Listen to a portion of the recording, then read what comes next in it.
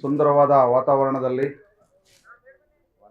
ಸುಸಜ್ಜಿತ ಕ್ರಿಕೆಟ್ ಗ್ರೌಂಡ್ನಲ್ಲಿ ನಿನ್ನೆಯಿಂದ ಟೂರ್ನಮೆಂಟ್ನ ನಡೆಸಿ ಭಾಳ ಸಕ್ಸಸ್ಫುಲ್ ಆಗಿ ನಡೆಸ್ಕೊಂಡು ಬಂದಂಥ ಎಲ್ಲ ಈ ಅಪ್ಪು ಕಪ್ನ ಪದಾಧಿಕಾರಿಗಳೇ ಮತ್ತು ಇಲ್ಲಿ ನೆರೆದಿರುವಂಥ ಎಲ್ಲ ಕೋರಗಂಡಳ್ಳಿ ಮತ್ತು ಸುತ್ತಮುತ್ತಲಿನ ಗ್ರಾಮದ ಗ್ರಾಮಸ್ಥರೇ, ನೀವು ಏನು ಹೆಸರಿಟ್ಟಿದ್ರಿ ಅಪ್ಪು ಕಪ್ ಅಂತ, ಅದೇ ಭಾಳ ಎಮೋಷನಲ್ ಆಗಿದೆ. ಪುನೀತ್ ರಾಜ್ಕುಮಾರ್ ಅವರ ನೆನಪಿನಲ್ಲಿ ಕೋಲಾರ ಭಾಗದಲ್ಲಿ ಅವರ ಹೆಸರಿನಲ್ಲಿ ಒಂದು ಈ ಮಟ್ಟಕ್ಕೆ ಒಂದು ಟೂರ್ನಮೆಂಟ್ ನಡೆಸ್ತಾ ಇರೋದು ಭಾಳ ಸಂತೋಷದ ವಿಚಾರ. ಅದು ನಮ್ಮೂರಿನಲ್ಲಿ ನಡೀತಾ ಇರೋದು ಇನ್ನೂ ಭಾಳ ವಿಶೇಷ. ನಿಮ್ಮೆಲ್ಲರಿಗೂ ಗೊತ್ತಿರಬೇಕು, ನೂತನವಾಗಿ ಪ್ರಾರಂಭವಾಗಿರುವ ಶ್ರೀವೇಣು ಟಿವಿಎಸ್ ಶೋರೂಮ್ನಲ್ಲಿ ಟಿವಿಎಸ್ ಕಂಪನಿಯ ಎಲ್ಲಾ ರೀತಿಯ ಪೆಟ್ರೋಲ್ ಮತ್ತು ವಿದ್ಯುತ್ ಚಾಲಿತ ಬೈಕ್ಗಳಿಗಾಗಿ ಎಂದೇ ಭೇಟಿ ನೀಡಿ. ವಿಳಾಸ ಬೈಪಾಸ್ ರಸ್ತೆ, ಮಾರುತಿ ನೆಕ್ಸಾ ಕಾರ್ ಶೋರೂಮ್ ಪಕ್ಕ, ಕೋಲಾರ. ಹೆಚ್ಚಿನ ಮಾಹಿತಿಗಾಗಿ ಸಂಪರ್ಕಿಸಿ 9986833899 ಅಥವಾ 9986933299. ಅವರು ಸ್ವರ್ಗವಾಸಿ ಆಗುವುದಕ್ಕಿಂತ ಮೊದಲು, ನಿಮ್ಮನ್ನೆಲ್ಲ ಬಿಟ್ಟು ಹೋಗೋದಕ್ಕಿಂತ ಮೊದಲು ಕಟ್ಟ ಕಡೆಯ ಬಾರಿಗೆ ಕೋಲಾರ ಜಿಲ್ಲೆಗೆ ಬಂದಿದ್ದು ನಮ್ಮ ಕೋರಗಂಡಳ್ಳಿ ಗ್ರಾಮದ ಕಾಶಿ ವಿಶ್ವನಾಥ ದೇವಾಲಯದ ದೇವಸ್ಥಾನದ ಜೀರ್ಣೋದ್ಧಾರಕ್ಕೆ.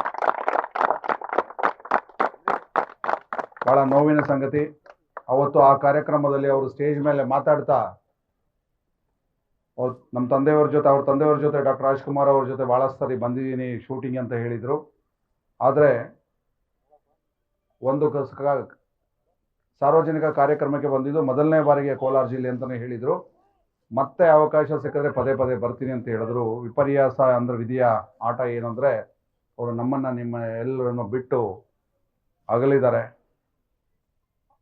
ಭಾಳಷ್ಟು ಜನ ಈ ಭೂಮಿ ಮೇಲೆ ಬಂದು ಇಲ್ಲಿಂದ ಅವರು ಅವಧಿಯನ್ನು ಮುಗಿಸಿ ಇಹಲೋಕಕ್ಕೆ ಹೋಗ್ತಾರೆ, ಶಿವೈಕ್ಯರಾಗ್ತಾರೆ. ಆದರೆ ಕೆಲವು ವ್ಯಕ್ತಿಗಳನ್ನು ಜನ ನೆನೆಸ್ಕೊಂಡು ಅವರ ಹೆಸರದಲ್ಲಿ ಭಾಳಷ್ಟು ಈ ಥರ ಕಾರ್ಯಕ್ರಮಗಳನ್ನು ನಡೆಸಿರೋ ಯುವಕರಿಗೆ ಮಾದರಿಯಾಗಲಿ ಅಂತ. ಅದಕ್ಕೆ ಮುಖ್ಯ ಕಾರಣ,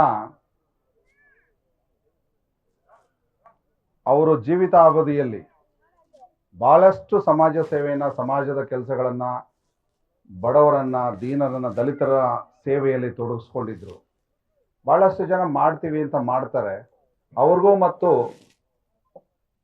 ನನ್ನ ಆತ್ಮೀಯ ಸ್ನೇಹಿತರ ಆದಂಥ ಅಪ್ಪುರವರಿಗೆ, ಪುನೀತ್ ರಾಜ್ಕುಮಾರ್ ಅವರಿಗೆ ವ್ಯತ್ಯಾಸ ಏನು ಅಂದರೆ, ಒಂದೇ ಒಂದು ದಿವಸ ಕೂಡ ಅವರು ಏನು ಮಾಡಿದ್ರು ಬದುಕಿದ್ದಾಗ ಅದನ್ನು ಎಲ್ಲಿ ಹೇಳ್ಕೊಳ್ಳೋದಾಗಲಿ, ಯಾವುದೇ ಚಾನಲ್ಗೆ ಇಂಟರ್ವ್ಯೂ ಕೊಡೋದಾಗಲಿ, ಯಾವುದೋ ಮಾಧ್ಯಮದಲ್ಲಿ ಅದನ್ನು ಬರೆಸ್ಕೊಳ್ಳೋದಾಗಲಿ, ಯಾವುದನ್ನು ಮಾಡದೆ ಗೌಣವಾಗಿ ಅವರ ಕೈಲಾದಂಥ ಸಹಾಯವನ್ನು ಮಾಡಿ, ಅವರು ಸತ್ತ ಮೇಲೆ ಅವರು ಏನೇನು ಸಮಾಜ ಸೇವೆಗಳು ಮಾಡಿದ್ದಾರೆ, ಎಷ್ಟು ಜನಕ್ಕೆ ಸಹಾಯ ಮಾಡಿದ್ದಾರೆ ಅಂತ ಒಬ್ಬೊಬ್ಬರು ಮಾತಾಡಿದಾಗಲೇ ಗೊತ್ತಾಗಿದ್ದು.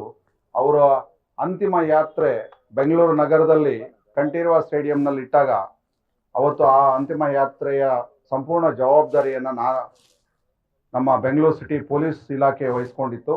ಅದರಲ್ಲಿ ಆ ಪ್ರೊಸೆಷನ್ ಮತ್ತು ಅಲ್ಲಿ ಬಂದಂಥ ಜನಗಳನ್ನು, ಲಕ್ಷಾಂತರ ಜನನ ನಿಭಾಯಿಸೋದರ ಜವಾಬ್ದಾರಿ ಕೂಡ ನನಗೆ ಅಂದಿನ ಪೊಲೀಸ್ ಆಯುಕ್ತರು ಕೊಟ್ಟಿದ್ದರು. ಅವತ್ತು ನೋಡಿದ್ದೇನು ಅಂದರೆ, ಎಲ್ಲಿದ್ದರು, ಎಲ್ಲಿಂದ ಬಂದರು ಜನ, ಏನು ಜನಸ್ತೋಮ, ರಾತ್ರಿ, ಸಾಯಂಕಾಲ, ರಾತ್ರಿ, ಮಧ್ಯರಾತ್ರಿ, ಬೆಳಗ್ಗೆ 2 days ಲಕ್ಷಾಂತರ ಜನ ಬೀದರು, ಗುಲ್ಬರ್ಗ, ಬೇರೆ ಬೇರೆ ರಾಜ್ಯಗಳಿಂದ, ತಮಿಳುನಾಡಿನಿಂದ, ಆಂಧ್ರದಿಂದ, ಎಲ್ಲ ರಾಜ್ಯಗಳಲ್ಲೂ ಅವರು ಭಾಳಷ್ಟು ಅಭಿಮಾನಿಗಳನ್ನ ಸಂಪಾದಿಸಿದರು. ಒಂದು ಅವರ ಸಮಾಜ ಸೇವೆ ಆದರೆ, ಇನ್ನೊಂದು ಅವರಷ್ಟು ಅಭಿಮಾನ ಸಂಪಾದಿಸೋದಕ್ಕೆ ಇನ್ನೊಂದು ಬಹಳ ಮುಖ್ಯ ಕಾರಣ ಏನಂದರೆ, ಭಾಳಷ್ಟು ಜನ ನೀವು ನೋಡಿದಿರಿ, ಒಂದು ಸಣ್ಣ ಕಾರ್ನ ತಗೊಂಡ್ರೆ ಅವ್ರಿಗೆ ತಲೆ ನಿಲ್ಲಲ್ಲ. ಸಣ್ಣದೊಂದು ಕಾರ್ ತಗೊಂಡ್ರೆ ಅವರ ಅಹಂಕಾರ ನಿಮಗೆ ನೀವು ಕಾಣಬಹುದು ಅವರ ಮುಖದಲ್ಲಿ, ಅವರ ಬಾಡಿ ಲ್ಯಾಂಗ್ವೇಜಲ್ಲಿ, ಅವರ ಹಾವಭಾವಗಳಲ್ಲಿ. ಆದರೆ ಕನ್ನಡದ ಮೇರು ನಟರಾಗಿ ಡಾಕ್ಟರ್ ರಾಜ್ಕುಮಾರ್ ಅವರ ಸುಪುತ್ರರಾಗಿದ್ದರು, ಆಗರ್ಭ ಶ್ರೀಮಂತರಾಗಿದ್ದರು. ಅವರು ಯಾವತ್ತೂ ಚಿಕ್ಕ ಮಗುವನಾಗಲಿ, ಹಿರಿಯನಾಗಲಿ ಎಲ್ಲರನ್ನ ಮಾನವರಾಗಿ ಕಾಣ್ತಾ ಇದ್ರು. ಭಾಳ ವಿನಯದಿಂದ ಮಾತಾಡ್ತಿದ್ರು. ಇಂಗ್ಲೀಷ್ನಲ್ಲಿ ಒಂದು ಪದ ಹ್ಯುಮಿಲಿಟಿ ಅಂತ. ಹ್ಯುಮಿಲಿಟಿ ಅಂದರೆ ನೀವು ಎಷ್ಟೇ ಎತ್ತರಕ್ಕೆ ಬೆಳೆದರೂ ಕೂಡ ಆ ತಗ್ಗಿ ಬಗ್ಗೆ ನಡೆಯೋದು ಅಂತ ಕನ್ನಡದಲ್ಲಿ ಹೇಳ್ತೀವಿ. ಆ ತಗ್ಗಿ ಬಗ್ಗೆ ನಡೆಯೋದಕ್ಕೆ ಒಂದು ಪ್ರತೀಕ ಪುನೀತ್ ರಾಜ್ಕುಮಾರ್ ಆಗಿದ್ದರು. ಹಾಗಾಗಿ ಅವರು ನಿಮ್ಮೆಲ್ಲರ ಜನ ಮನದಲ್ಲಿ ಅವರು ಉಳ್ಕೊಂಡು ಇವತ್ತು ಅವರು ರಾಜ್ಯದಲ್ಲಿ ಎಲ್ಲಿ ನೋಡಿದ್ರು ಕೂಡ ಅವರ ಬರ್ತ್ಡೇನಾಗಲಿ, ಅವರು ನಮ್ಮನ್ನು ಅಗಲಿದ ದಿನವನ್ನು ಮೌನಾಚರಣೆ ಮಾಡೋದಾಗಲಿ, ಅವ್ರ ಬರ್ತ್ಡೇಯನ್ನು ಸೆಲೆಬ್ರೇಟ್ ಮಾಡೋದನ್ನು ನಾವೆಲ್ಲ ನೋಡಿದ್ದೀವಿ. ಸೊ ಅವರ ಹೆಸರಿನಲ್ಲಿ ಒಂದು ಒಳ್ಳೆ ಕಪ್ಪು ಮಾಡಿದಿರಿ, ಭಾಳ ಚೆನ್ನಾಗಿ ಶ್ರಮ ವಹಿಸಿದಿರಿ ಹುಡುಗರು.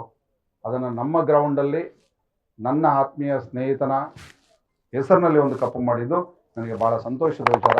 ನಿಮ್ಮೆಲ್ಲರಿಗೂ ಮುಂದಿನ ದಿನಗಳಲ್ಲಿ ಕೂಡ ಏನೇ ಸಹಕಾರ ಕೇಳಿದ್ರು ಕೂಡ ಸಹಕಾರ ಮಾಡೋ ನಿಟ್ಟಿನಲ್ಲಿ ನಾವು ಆಲೋಚನೆ ಮಾಡ್ತೀವಿ ಅಂತ ಹೇಳ್ತಾ, ನನ್ನ ಕರೆದು ಪ್ರೀತಿಯಿಂದ ಮಾತಾಡೋಕ್ಕೆ ಅವಕಾಶ ಮಾಡಿಕೊಟ್ಟಿದ್ದ ನಿಮ್ಮೆಲ್ಲರಿಗೂ ನಾನು ಧನ್ಯವಾದಗಳು. ಜೈ ಹಿಂದ್, ಜೈ ಕರ್ನಾಟಕ.